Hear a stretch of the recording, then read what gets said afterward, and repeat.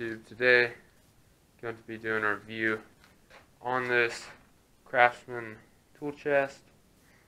You can get them at Sears. When I got mine, I actually got it for sale on Sears.com for I got it for like $83, free shipping. It was a great deal. I know they're usually over $100, but I just got a great deal on it.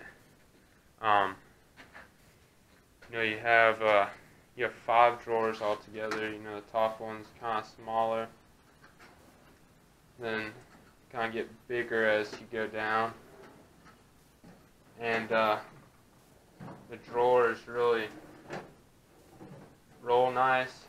I believe this is a ball bearing track on the drawers. You can store a lot of tools in here. You could probably put power tools in here, like a drill. You have a case for it or something. I used to keep my angle grinder in here. I could even fit my Harbor Freight welder in the bottom compartment. It's got a ton of space for a low price. Then you got this top part. You can put a good bit of stuff up there. But overall, this tool chest has a lot of space and really is a good quality tool chest for the price.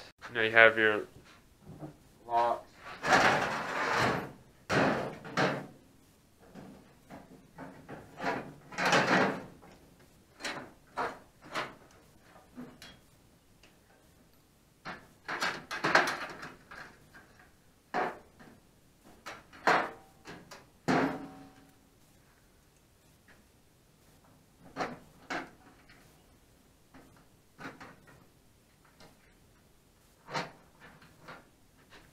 So, your drawers won't open, top or bottom.